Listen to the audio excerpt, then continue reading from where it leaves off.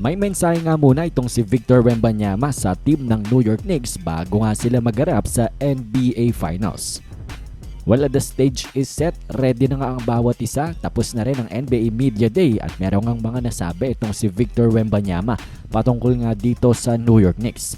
Pero unahin nga muna natin ang kanyang pagpapakita ng magandang leadership dito nga sa Spurs team na ito despite at a young age.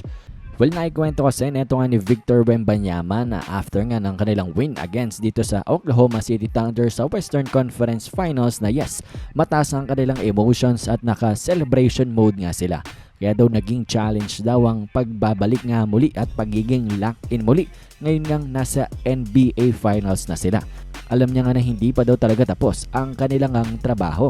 Sabi niya nga ay we still need to come back down to earth nga daw and realize na hindi pa nga daw nila nagagawa yung pinakamahirap na bagay para nga manalo ng kampyonato.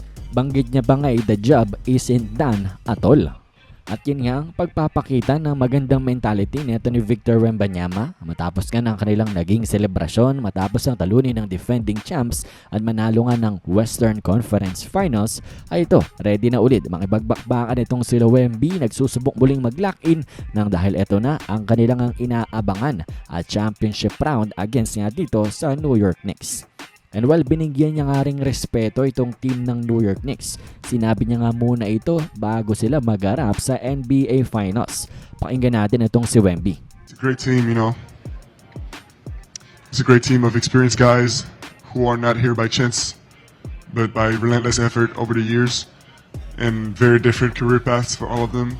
So they're right where they're supposed to be, in my opinion. And all of them are going to be super hungry in their own way. Well, kanya nga ni-recognize na mga eksperyensado na nga daw talaga, mga tested, battle-tested.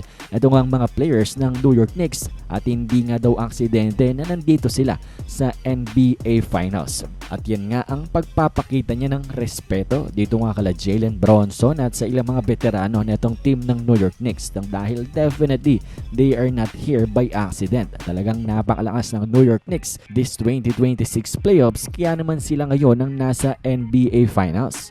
Pero despite nga ng pagbibigay respect ni Anthony Wemby sa kanilang opponent ay malaki pa rin ang kanyang tiwala dito nga sa kanyang team. Sinabi niya na kahit nga daw yung inexperience netong mga players ng San Antonio Spurs ay sa tingin niya strength nga daw nila ito. Sabi niya nga ay the lack of experience is a strength of us because we could do impossible stuff because we don't know it's possible. Basically, isang advantage daw ang lack of experience sa mga Spurs players nang dahil hindi nila alam ang kanilang limitasyon. They don't know what is possible kaya naman they kept on pushing and pushing at ginagawa lang daw nila ang kanilang best. So definitely a great mindset para nga dito kay Wemby and a great opportunity din na pagbibigay niya ng respeto sa kanilang kalaban na Knicks bago nga sila magarap. Dahil for sure, once the game starts ay talaga nga namang competitive mode na muli. Ito nga si Wemby. Anyways, kayo ba na bang masasabi nyo dito? Anong inyong opinion? Komento nyo lamang yan sa ating comment section.